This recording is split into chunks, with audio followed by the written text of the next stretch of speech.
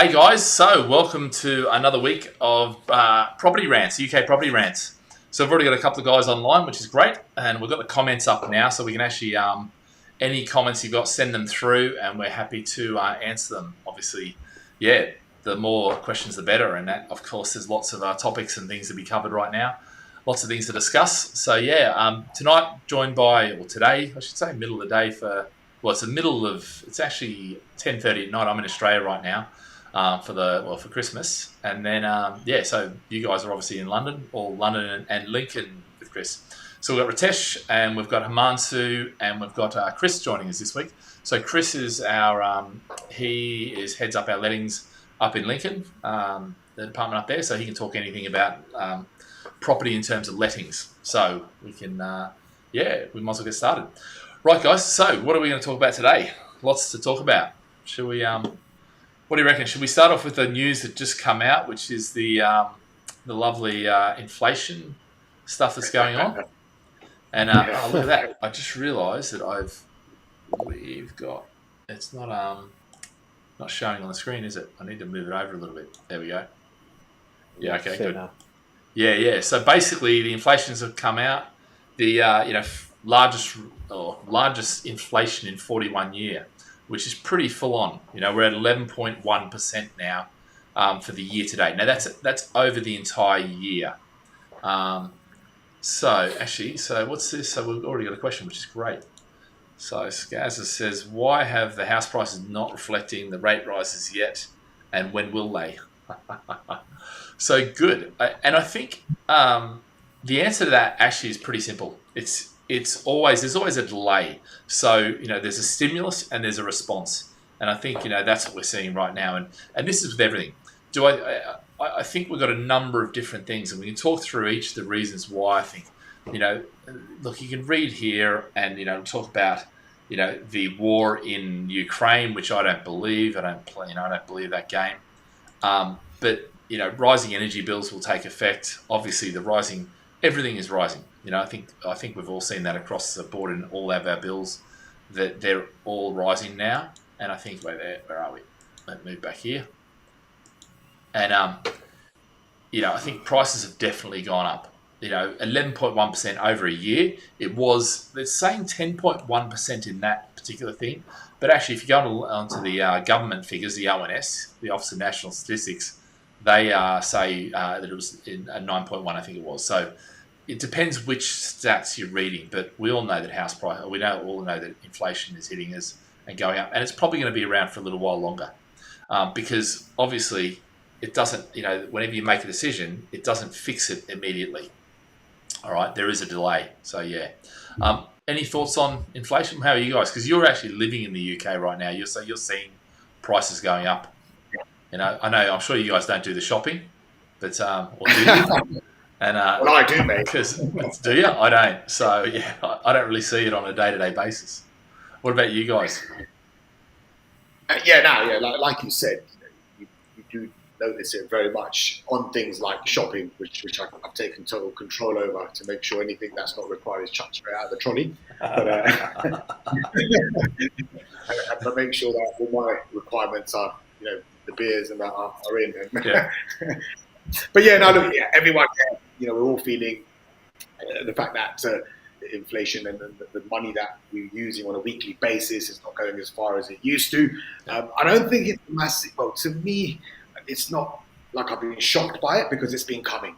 Okay, yeah. The talk, about it it's been going on for months and months and months. Yeah. So unless someone was just putting their head in the sand, off the position, it's been coming. So not shocked by it. But I would like to go to that question put in here by Scarce regarding why are house prices not reflecting the rate rises yet, and when will they? Now, I'm assuming what you mean here is that rates have gone up, but house prices haven't massively come down, is what I'm taking from this question. Anyone else reading it? Yep, that's how I'm reading it too.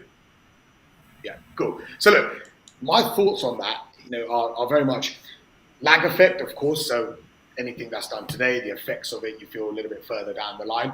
But going in a little bit deeper is, I think if everyone's sitting there and thinking the housing market, all across the UK is just going to crash and fall off the face of the earth, like some of the headlines would have you believe.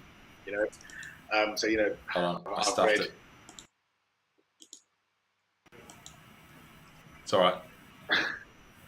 I left some Arsu out. There we go. It's gone on the wrong bloody. Sorry, guys, my technical expertise is failing me. Hold on. Here we go. It's all right. Keep talking.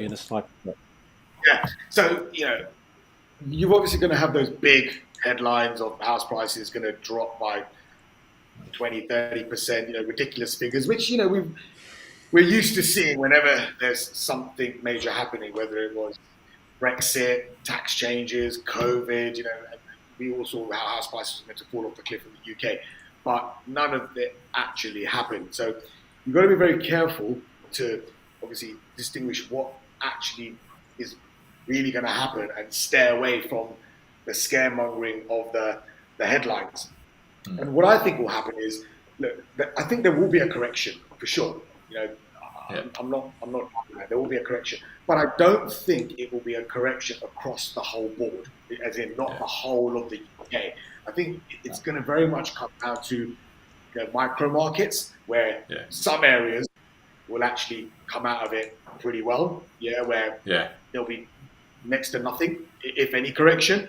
Some areas will fall off the face a little bit. Okay, but you'll actually find some areas, and this might sound like really, will steadily keep moving. I'm not saying it's going to shoot up massively. It will steadily keep moving, and that's what. So you've just got to get very, I suppose, local. You've got to decide. Okay, if I am going to invest in this market and take advantage of the opportunity, which no doubt will come along, then I'm going to take it. But I'm just going to make sure I'm sticking to very specific areas. Yeah, and I think we saw this in the last recession. Everyone said, house prices are going to drop 30% and I'm not going to buy now, I'm not going to do this. And the challenge that you face is that if you're trying to buy in crappy areas, without the fundamentals and that sort of thing, then fine, wait around until it drops, and it probably will. But as we saw with London last recession, was yes, it come down, but within 6 months, in fact, it was more like 3 months, it was back up again, And so a lot of people were like, I missed the boat. And then, of course, the old procrastinator, it's too expensive now for me to get in. And the thing is, then they had, 6-7 years of it's too expensive. And, of course, now we've been sitting around with London, not doing a lot for through Brexit and through, tax changes and through COVID. And, of course, now I think we're ready to see London come back because, there is a lot of demand for it. There's a lot of money getting spent. So I think we've got to be... And I agree with you. We've got to get local. We've got to look at what areas we're actually investing in or wanting to invest in, because that actually determines whether you want to wait around or whether you want to start, getting involved now. Because developers' expectations and, sellers' expectations have started to drop. They're becoming more realistic pricing already, even though we've only just started to see it in the stats. And of course, this month we're hearing about how demand and asking prices has dropped. Well, that's the prequel to property prices dropping. So, to come back to the question there. But I guess, with property prices, you don't know how far they're going to go down. But the interesting thing is with that whole game is that what we have started to see is now where we're getting back and we're actually having, this one's, one of the largest chains today, 5% fall in London prices next year, but said the capital would avoid, a big crash. Major banks upbeat about the UK house price growth despite rising rates. So you're seeing a lot of this now where we're starting to get back into. It's almost like the doomsayers, and I don't think we haven't seen house price drops yet, really. Even though there is some reports and things like that are saying it is. We haven't really seen them anywhere near where they're going to be. In some areas, I think they will get hammered because they haven't got fundamentals, And actually, to be fair, a lot of those places, we've seen 15% house growth or 11% house growth or whatever, but those places haven't seen that. They've remained dead still, and not done anything.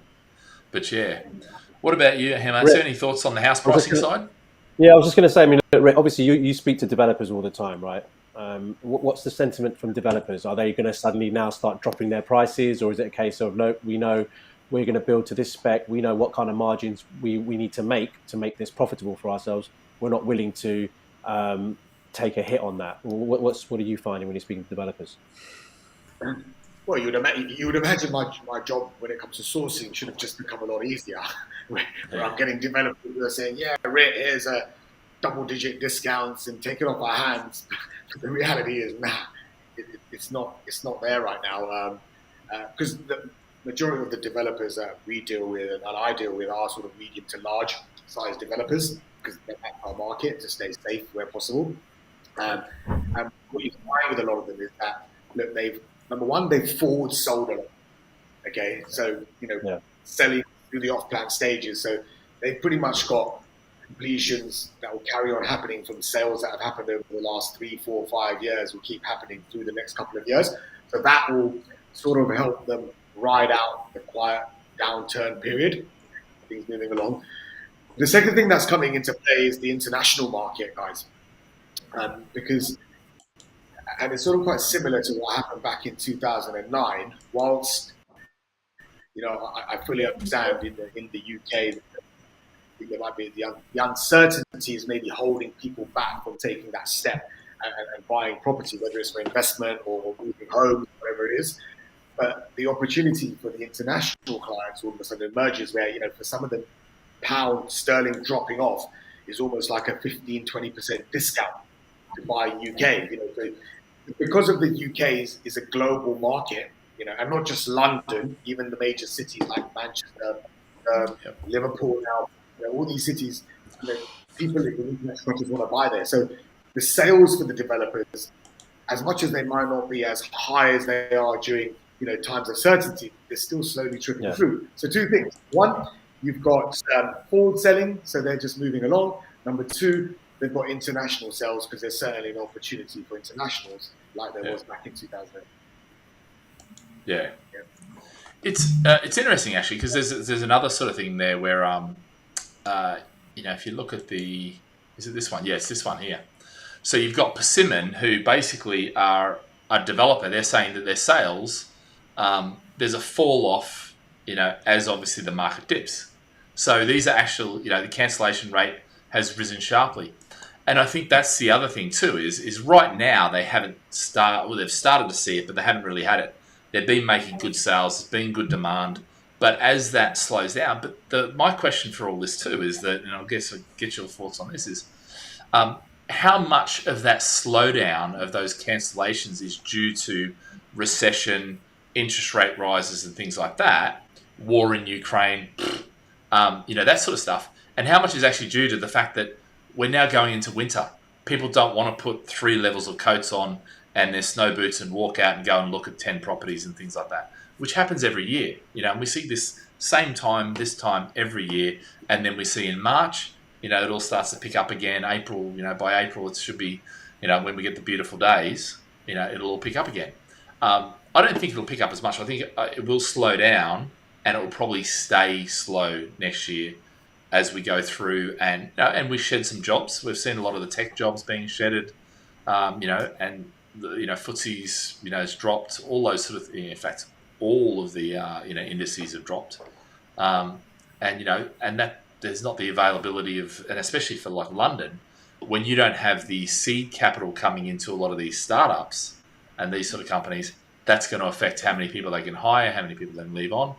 They have to get, let go, and then they have to find other jobs, and that process takes about 2 years, But yeah, what's I guess, are you guys? Are we noticing that cancellation of sales? I think you said to me today, or was it yesterday?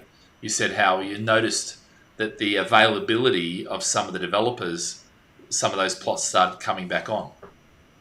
Yeah. So I'm sort of recently seen over the last sort of week or so where certain units which were sold off master price lists, which I have access to, seem to be coming back with a sort of WhatsApp from the developer saying, let me know if you've got a client who would be interested in this really good unit, happy to sell it at that price that we originally locked it in for. which is opportunity. Of course, it's opportunity. So there is a bit of that. But at the same time, I can talk also from the sales that we're making as a business, that are a couple of sales here and there, which have fallen off. We're not in a situation where we've got, all of a sudden 20 clients who had invested in a development who have all sort of changed their mind. I mean, one of the projects we've done in Birmingham, for example, if you remember, we got in so early that exchanges, they reserved in a totally different environment, effectively in May, because of the early entry point. By the time the contracts and everything was ready for exchange, just a week ago or 2 weeks ago, they started exchange. Not long, that's right. Yeah, and I'm not going to lie, I was sitting there thinking, the market is sort of in a bit of a period of uncertainty. So these 20 sales that happened in the space of a week, because that's the sort of project it was, our buyers are going to get nervous, our buyers are going to fall out, because let's be honest, that can happen. It's natural for that to happen. But each and every one of them stayed in it and exchanged. So, but I mean, they did buy in at the base, and even the developer said that they wish they had launched at higher prices. So, they were sort of quids in already. In fact, I think they were about 20, 30, 40 grand in already, I believe. So, I mean, that was a nice little project. We won't say what it was, but it was good. But I think the other thing with that, part of the reason we're insulated a little bit from this is the type of clients we deal with are the type of clients, they've got money, they're out to build a portfolio, they've got busy, good careers, earning good income. And I think by focusing on that side of the market, because we used to focus on the broad-based market years ago. This is going back to 2002s, 3s, 4s, 5s, 6s. And I think the problem was when we hit the recession, a lot of clients suffered through that because they lost their jobs and things like that. A lot of our clients now, that's not our client base now, and it's not the type of property we're going after, where developers, regularly go bust and things like that. So I think it's a slightly different. I mean, look, developers do go bust, and now is the time when a lot of them are going bust because prices have gone up so much. Contractors are failing; they're not paying them. There's a whole range of things, and that's a whole backstory where I've got quite a few guys that I'm speaking to in the business, and I'm sure you guys do too, who have developers and contractors that have gone bust. They've just gone into liquidation, and unfortunately, that's happening more. We've seen the repossession rate. In fact, the repossession rate's going up. I don't have the latest data on there, but that's the sort of which. When you look at this is May 22, so this is the earliest. This is actually on the government website right now, the latest stuff. But you can see in May, 7 in Eastern Midlands, 4. That's not a lot. 95 properties are repossessed, across the UK in May. We'll see when the new data comes out, which I believe is due out pretty soon, to see where that gets to. It is increasing, definitely increasing. But 95, that's not a lot in a month, So, and I think hopefully we had the mortgage market review, which meant people couldn't borrow as much. They couldn't borrow the higher loan to values. They had to have the affordability. And so that should insulate us quite a bit from that. But actually one of the other topics I was going to talk about, which actually this is quite a good one as well, which is that really, and I'll just make sure, fixed rates are falling, which I guess when we sort of think about it, you sort of think, hold on a sec, no, rates are going up. Well, no, actually, what they're saying is that, the average 2-year fixed mortgage rate is 6.28. Says Moneyfacts. But all the major banks have reduced their things because the gilt yields have fallen back down, that's an important thing to look at. But I think, what effect do you think that has on the market and the confidence and that sort of thing? The interest rates, the fixed product rates coming down. I mean, look, with property, when you've got liquidity in terms of the ability to borrow, and the cost of borrowing will always have a direct impact on the market, because that's what enables people to buy, prices to go up, and all that. So I think it's kind of early to say, but it's a good sign that after the Liz Truss mess, which sent everything crazy, some calm and some perspective has come back into the market as there's a little bit more confidence coming back. So hence those rates are going that way. I mean, look, I had a conversation with one of our sort of experienced mortgage brokers that pretty much knows that industry inside out, been around for a very long time, deals with all our tricky cases, not just the bog standard stuff. And he said, look, rates have come down, yes, and the expectation is, he goes, that next year, by the middle of next year, they should start stabilizing more and more. But also in conversation with underwriters and that world, he said that they are fully aware of how the rate increase is affecting buy-to-let investors, and they are actually in talks right now and working on ways to bring new products to the market, which keeps that industry moving and keeps buy-to-let going, because buy-to-let mortgages are a big part of the bank's books of making money. It's as simple as that. Yeah. It's interesting because I always say it like this, is that, if you imagine this is the, zero, this is base rate, and then there's a margin for the banks. And what's actually happened is the rates went back down, here, and the margins actually stayed quite, large for the banks. So, the banks actually were on base rate trackers, a lot of them. So what happened was when the base rate went down, their margin was fixed. And so actually it meant they were getting less money, et cetera, et cetera, et cetera. But what actually happened now is they've now put it against standard variables, which meant they were able to charge more. As the base rate has gone up, that margin has stayed there. The problem is, if that gets too expensive where people can't afford it, then what they have to do is they've got to go, you know what, the only way we're going to sell more mortgages effectively is by dropping that margin. And I think what we're starting to see now is the base rate is taking up this. The margin's going to start getting squeezed. And as the margin gets squeezed, that will keep people buying, keep the turnover of funds. Because let's face it, as a lender, the only way you're making money is by turning funds over, by actually your loan book and the size of your loan book, and creating new loans. So that's what we're seeing now. I think we're going to start to see some of that, above that 6% mark, that starts to get a bit where people can't afford it, And, if you look at my book, the 3+1 plan, we talk about mortgage cost averaging at 6%. And the interesting thing is with the 6% is, for ages, heaps of people saying, oh, well, that no longer applies anymore. You might as well throw that out, that concept. And I'm like, no, that actually is a principle. It doesn't really change. And the interesting thing is now, yes, we had an extended period where interest rates are very low, and it was a great environment from that perspective. But now I think we're returning back to normality and what the market used to be, where interest rates could go above 6% and they could go below 6% at different phases of the market.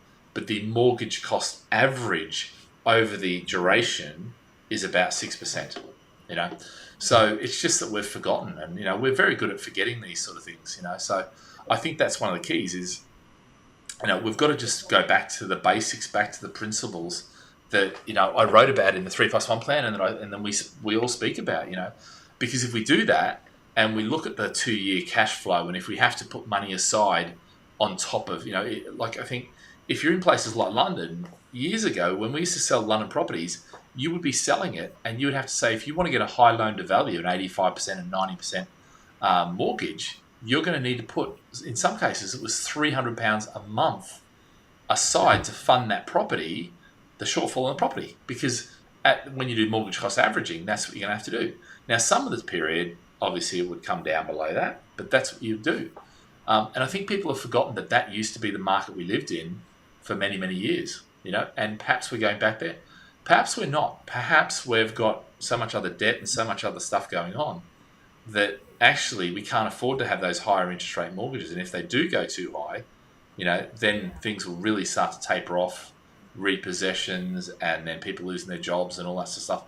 Then we start to get into deflationary, depression-y type comments, which, there's plenty of people talking about that now. I'm just not sure if that's where we're at. We'll see, I guess. So yeah. But as mentioned last week, like we mentioned last week, Brett, as well.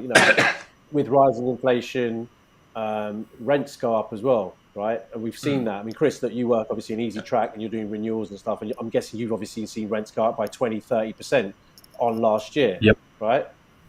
Yep. So that's obviously going to affect cash flows as well. And look, we always talk about buffers, and we've been talking about buffers forever, as you said. Look, we talk about putting 6% in for your interest rates and stuff like that.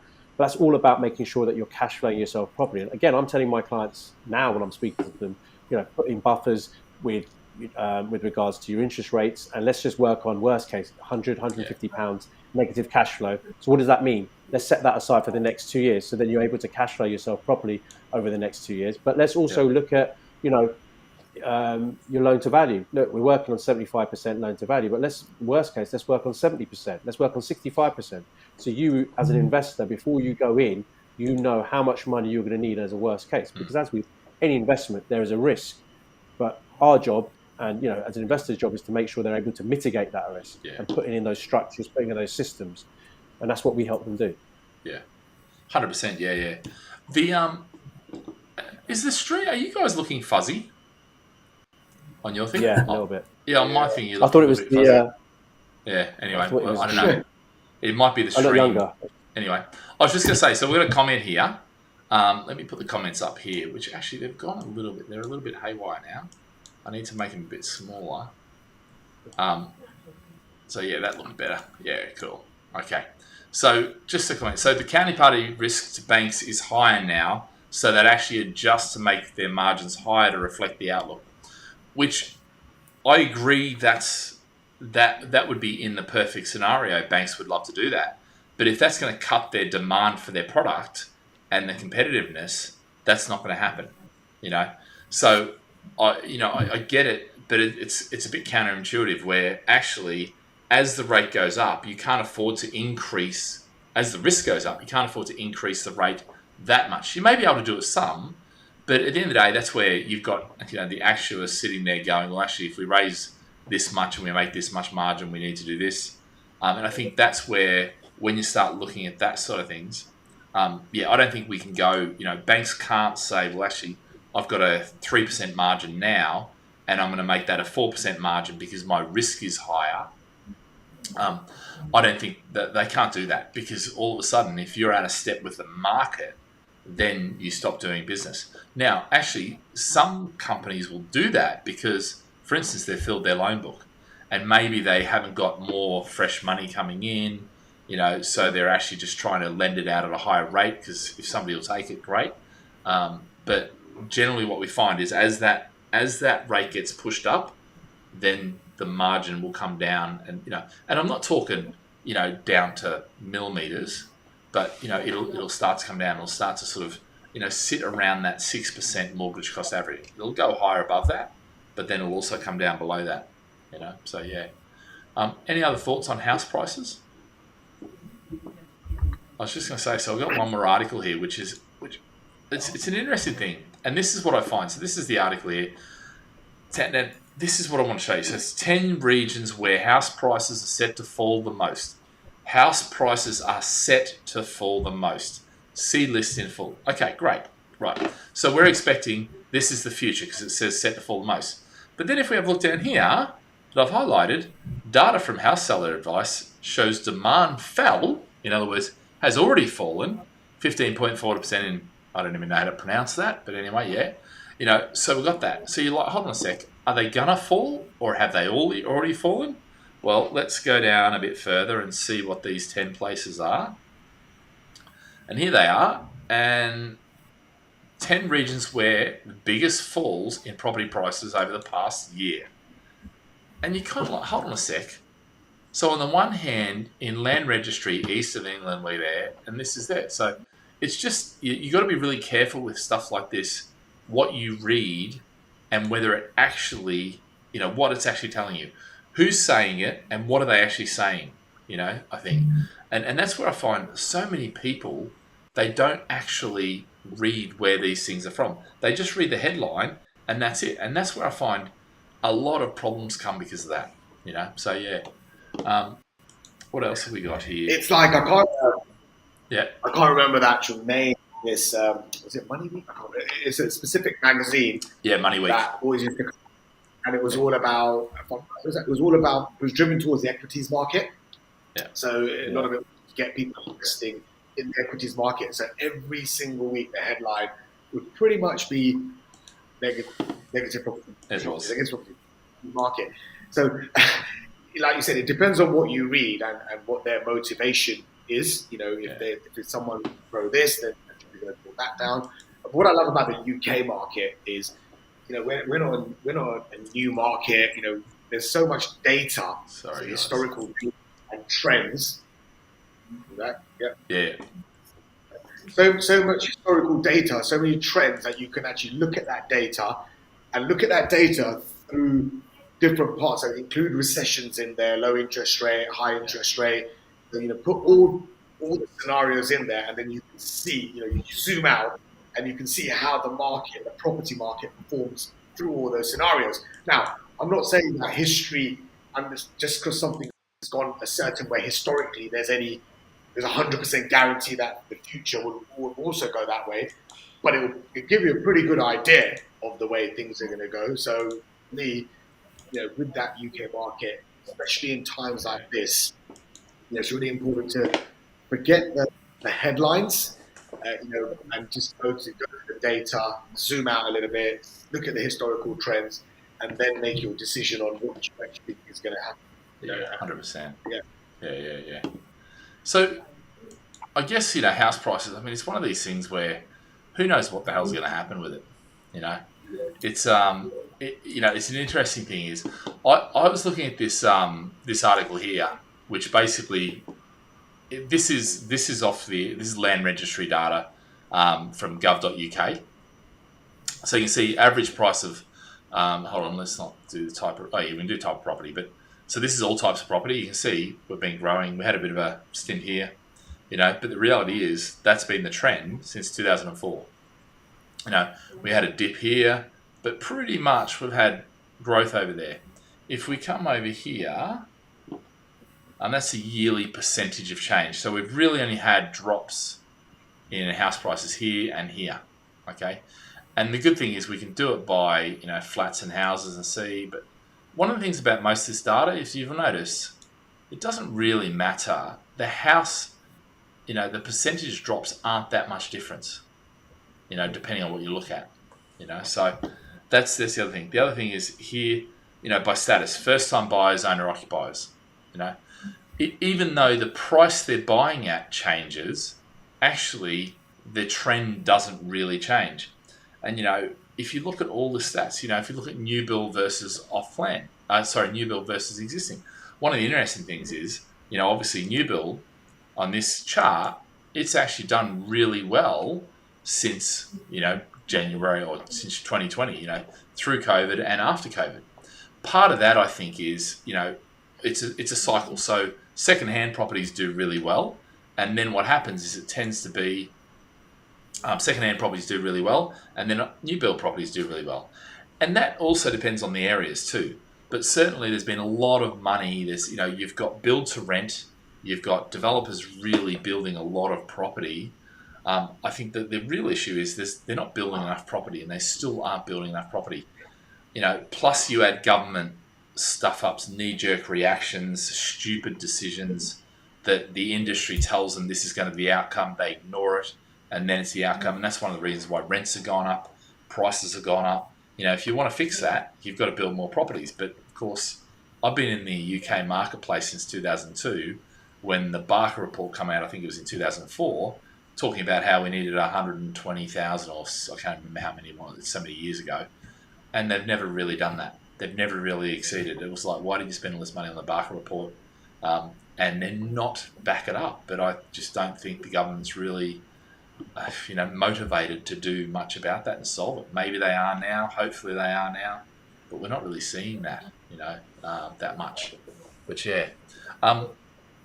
What else is there? So let's have a look at some of the letting stuff that we've got. Because I think going along with that, we talked about, you know, the new build prices that are actually coming up faster than the established stuff. But one of the reasons is, now look, this article is about people are ignorant about EPC ratings, and to a large degree they are. If you ask most people what a A versus a G versus a C versus a D are, they're not going to be able to tell you. But the one thing that is changing, which is the story you're telling me, is that lenders are now starting to offer better deals for better rated properties. So that's actually playing straight into our hands. As you know, our forte is new build and off plan stuff, with high ratings. So which is great. But yeah, so it was. What are some of the examples of that? What are they doing? So yeah, it was just I actually came across that because a friend of mine who's always looking at business opportunities said, he knows I work in property, so he said to me, Rick, surely this is a really good opportunity for a business where, if energy efficiency ratings are going to become that much of a big deal, then they're going to affect prices. Where properties which are energy efficient are going to be in more demand. Banks are going to lend more money on them, and that's Barclays are one of the banks, for example, who if you buy a new build property or something which is newly being done, so the energy efficiency ratings are at the high end, then they will lend LTV to versus if you're going to do something which isn't. And there was also another article, another lender which I can't remember at the top of my head, talking about also they will give better interest rates. I think it might be NatWest, but don't quote me on that. But yeah, NatWest will. But either way, it's not. Forget whether it was Barclays, NatWest, whoever it was. Yeah. It's actually a theory that the way that the trend as that grows, because these mainstream banks start it, but that will start filtering down. And as a country, as a world, everybody's becoming more and more aware, more incentives out there to be, environmentally friendly and all these things. And energy efficiency is part of that. So if we're, jumping onto a trend like that, it is a smart move, in my opinion, because what you'll find then is that as it becomes the norm, more and more people will want to buy new build property or properties which are not really new, but they've been done up so all the energy ratings and efficiency ratings are very high, because ultimately that affects the values. And obviously from the rental side, Chris will know more about. Yeah, that's it. And especially with the EPC ratings, to letter properties going up higher, so you're going to need a higher spec. You're going to need a grade C by 2025 in order to be able to let out your properties.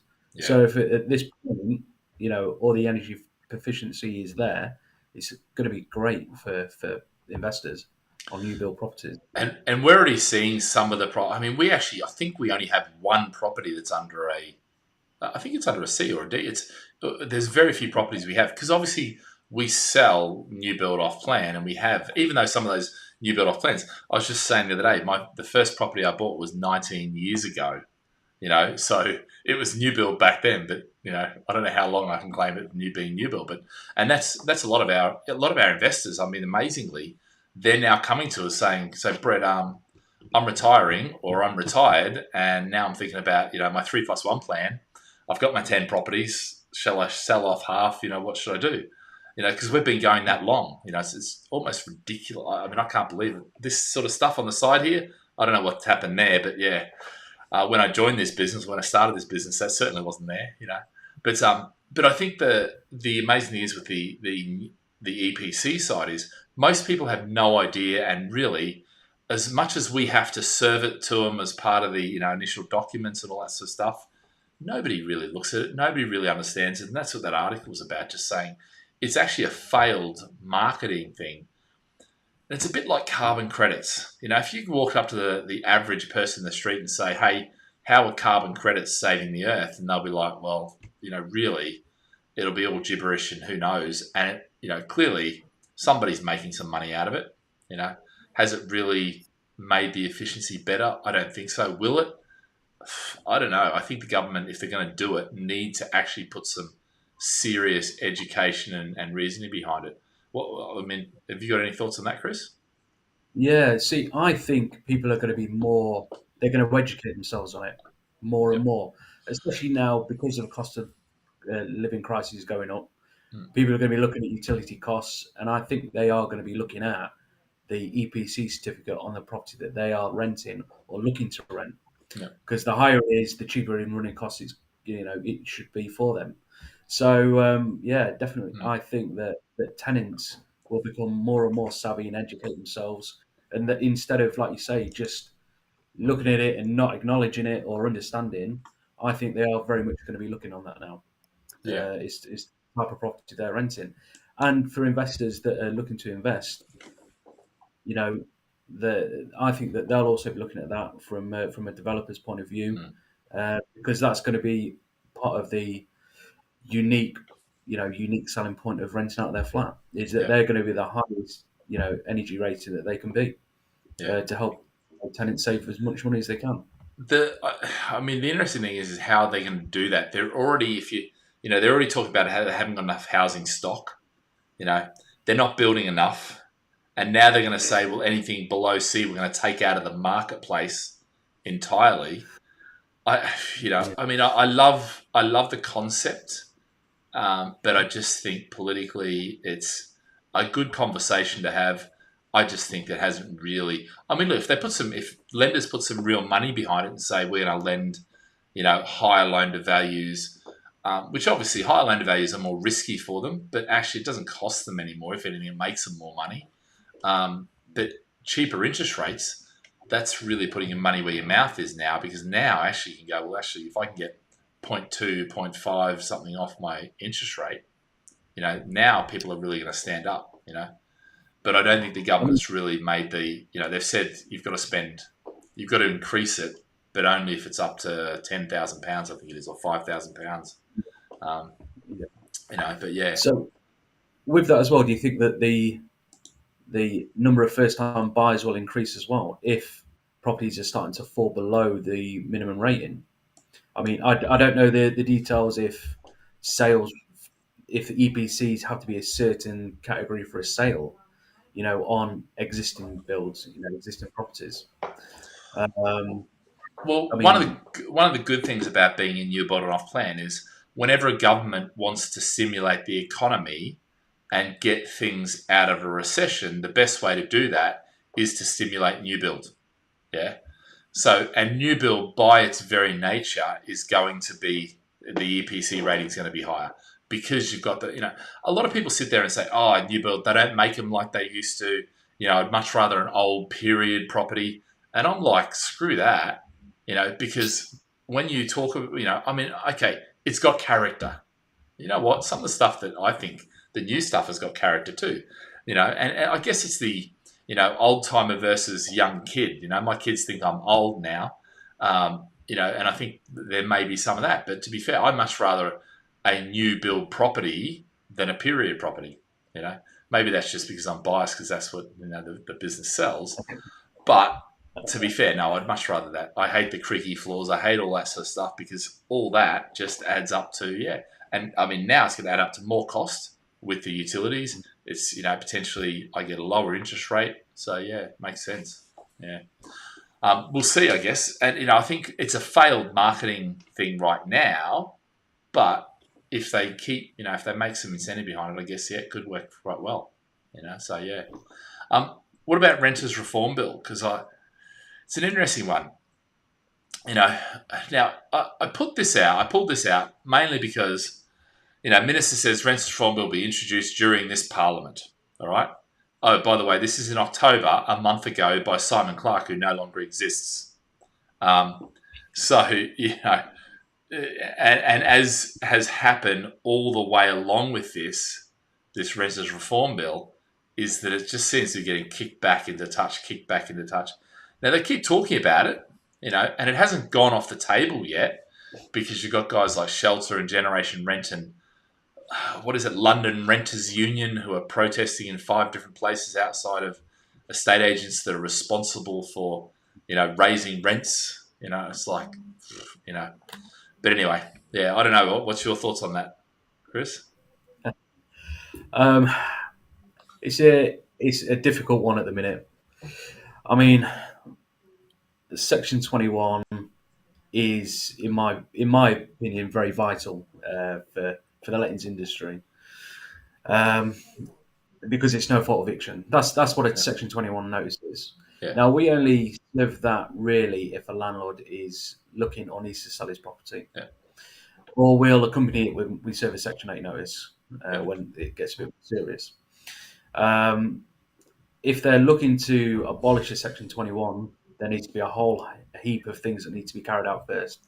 Yeah. So looking, either down the legal system, I'm attending court on 21s at the minute, and the whole legal time and process is very drawn out. So that all needs to be looked at, streamlined. If you're taking out the Section 21 and the landlord does want to sell, currently in a Section 8 notice, there's no clause in there. So effectively, if we abolish the Section 21 now without reforming the Section 8, a landlord could never sell a property with a tenant in situ.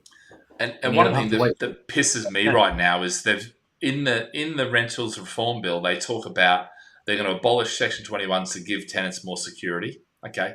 Now, maybe other agencies are assholes, but I've never seen one of our landlords call me up and say, Brett, I just feel like evicting them. They've always got a genuine reason. And if they take away those genuine, and they're not talking about taking away those generations. So they're saying that we need to adapt it. So if they sell, they can have that. So actually, whether it's called a Section 21 or whatever they want to call it, I don't care as long as we've got the ability. My challenge is they keep talking about the stick side, which is take away the 21. They don't talk about what they're going to do to harden up and to make the process easier to evict tenants who refuse to pay, who just take the piss, who damage stuff, who antisocial behaviour, who all these things that go on where we're powerless. The courts don't really, function. They're not functioning. The police don't care. They'll go around and, have words with them. But even then, when you try and get them to, write a report that you could probably use against, in a judge, no, they won't. And then it's just ridiculous for me. And they haven't addressed the issue yet. And that's what pisses me about the whole Section 21 removal is that my fear is they're going to remove it and then they're going to try and sort out the mess they leave for after that. And the mess is going to cost landlords even more again and drive more landlords out and therefore drive rents up higher, because there's less properties available, which has happened every single time. You think these guys, excuse the French, idiots that run, they're politicians, they would learn their lesson. But you know what? Their motivation is not that, I guess. So their motivation is to get voted back in. So yeah. Yeah. And like you say, the key one is that we will end up losing a lot of landlords if this Section 21 notice is abolished, in my opinion as well. Especially if they don't replace it with something, No. Yeah. Because again, it's then going tenant heavy, tenant's favour rather than the landlord's side. It's just not very even, which is, the challenge that we're facing. Yeah, and it's such a pain in the ass right now because we spend so much time with rent arrears from tenants who just have chosen not to pay. It's not that they've got COVID, lost their jobs, anything like that. They're in a little bit of financial difficulty, spent too much out on the piss on Friday night, and rent's due on Monday, so I won't pay it. I didn't pay it 1 month. Oh, you know what? I just won't pay it the next month. Oh, I'm going to be moved out anyway. So now I'm 3 months. Then we have to, so 2 months. We send Section 8s and whatever else. And then it's 4 months to 6 months before we actually get into court. And then they give them 14 days. And then they go, well, actually, they call up and say, well, we haven't got anywhere to live. And the council says, well, don't move out until the bailiff turns up. Then it's, 4 weeks to get a bailiff. You're looking at a year. You're looking at 12 months, if you're a Section 8, which is serious rent arrears. Yeah, and that's the frustrating thing that we see is we see genuine landlords providing good quality homes, doing everything right, even going over and above, because a lot of them, rather than issuing a Section 8 after 2 months, which they should do and which I plead for them to do, they leave it and give them chance after chance after chance, and then they're 6 months in, it can be 13, 14, 15, 20,000, pounds that they're down. And do you think the tenants are going to pay that? Unfortunately, we've now got debt collectors involved where we're just giving the debt off to a debt collector and saying, listen, there's the debt, go, you can go after it. Because it's just, it's becoming too easy for tenants just to go, you're not going to chase me, So I mean, the biggest thing for a landlord to do at the minute, and especially with the rent, with everything going up in price, just generally, is get insurance. yeah, You got to take out rent and legal insurance on your property. That's a given. That should be, the first thing you look at. Analogy I use with some of my landlords is you don't drive a car without car insurance. So why rent out a property without rent and legal insurance? yeah, And all this is you're safeguarding yourself with yeah. loss of rent and then your legal costs as well, up until the point And that you get that payment out. and you're talking 20 to 30 pounds a month to pretty much cover yourself. You know, yeah, you know. So Arsenal's just sent another good question. Here we go. Sorry. There's a bit of a delay on my mouse button. They're setting the scene for with red tape for institutional landlords over there. Thank you. You know what? You're right. I've said this for a while. Build to rent is all about handing over what was where mum and dads were getting their pensions from. They're now giving it over to the big institutional landlords and pension funds and things like that. And that's what build to rent is about. Make the tax changes. Everything is playing into institutional landlords taking over, running the market, and having that control. Unfortunately, what's the World Economic Forum one? You will own nothing and be happy for it. And that's kind of where this is heading. And my take on that is you need to fight as hard as you can to keep buying property, build your portfolio, yeah, because it is cyclical, and as much as now we seem to be taking, hits every day, actually that will turn around. And when it turns around, because understand this recession that we're going to go into, no matter how long it is, whether it's a 4-year Great Depression type, drops and things like that, which interesting, Great Depression, if you look at the stock market, dropped 4 years, so we had a 4-year period. So if that's the worst that was, we're already 1 year into that. So we've got maximum 3 years, could be a year left. We've already started shedding jobs. A lot of the jobs that were shed in the COVID times. So we're kind of in that period where the recession hit. When we come out of a recession, what happens to property? Boom. Yeah. So after the recession hits the boom. So the people that want to sell now are kind of selling at the worst time possible. Really, you should be holding on as tight as you can. And obviously, if you can't afford it, or you can't afford the change, then fine. You've got to get rid of it. You've got to shed some off. But at the end of this will be property prices increasing.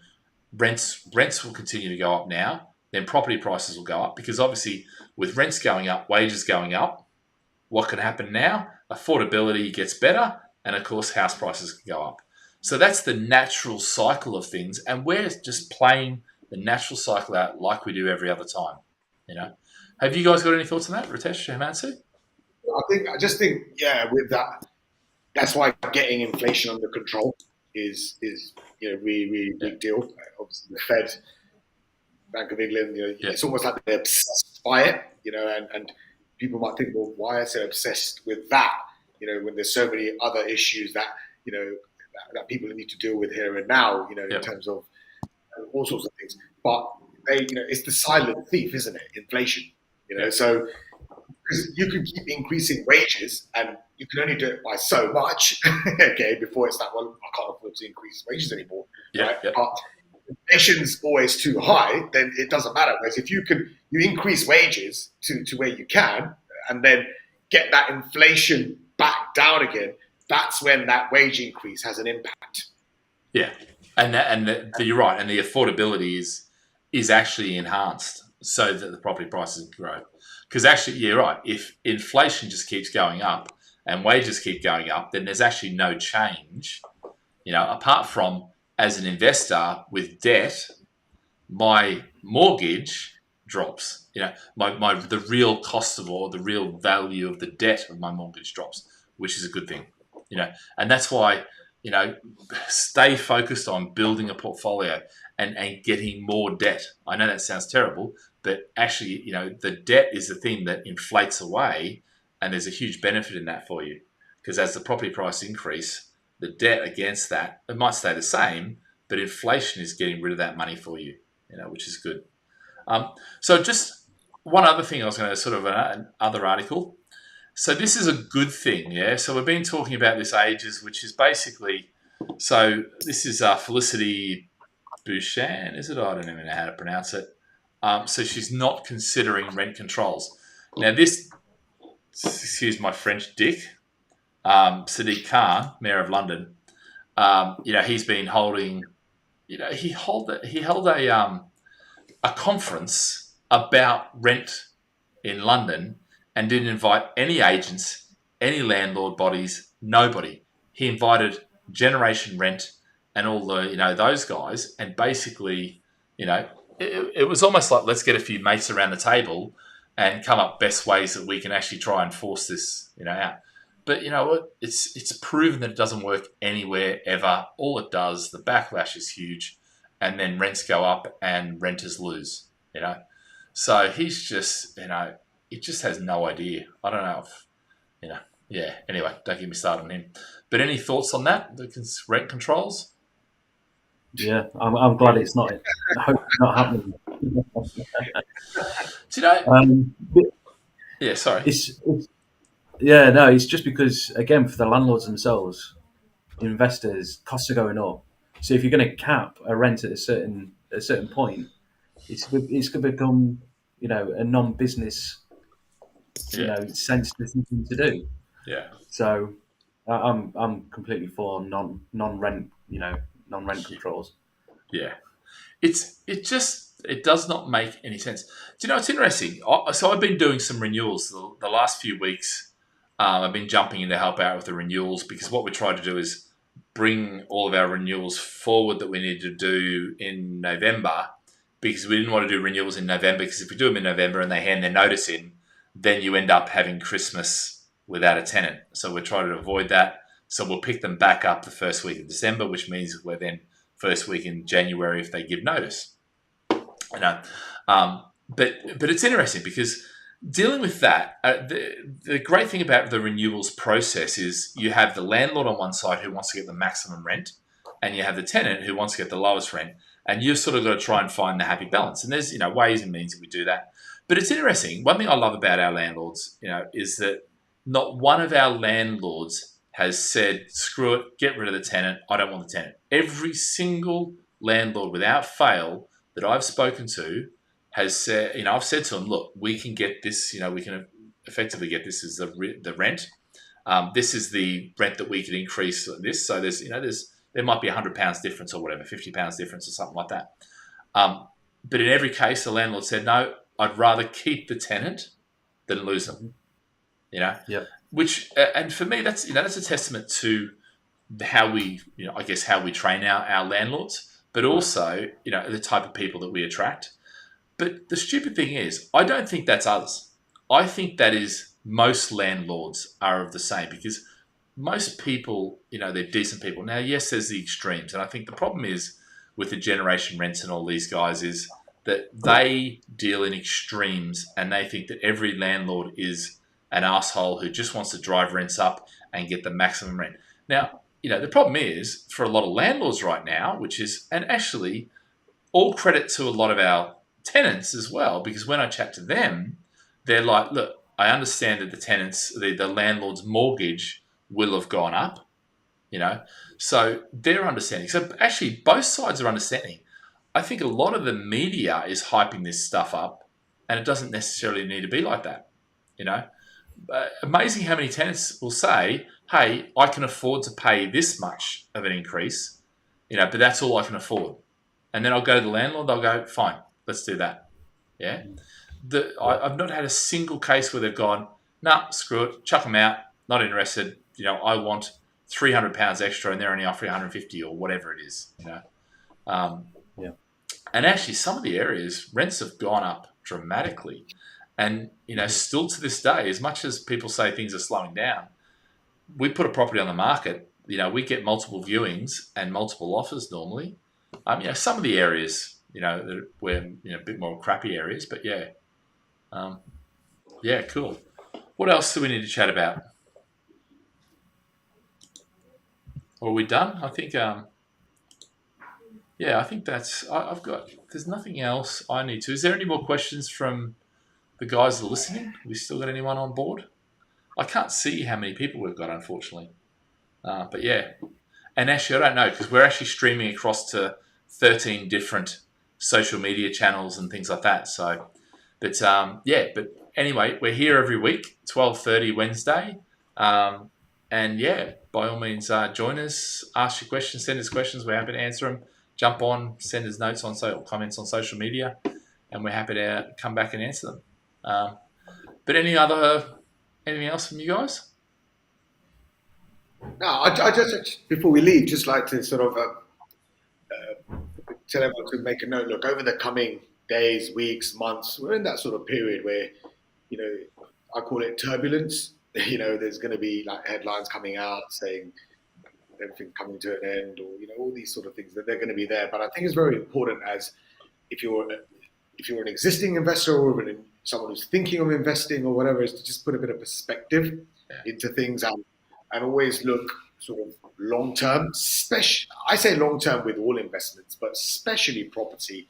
You've got to look medium to long term, because we always say if you hold property for 7, 10, 5, 10, 15, 20 years time, most people will agree that it will be worth a lot more money than it is today.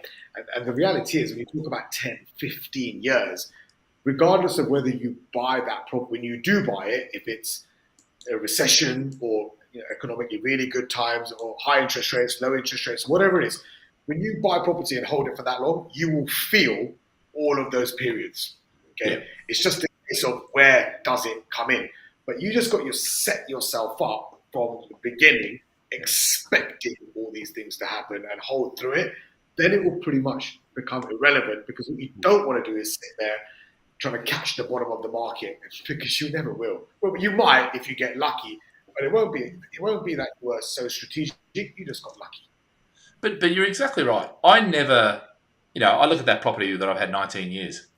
When I bought that, there's no way I was thinking about owning that in 2022 or 2023.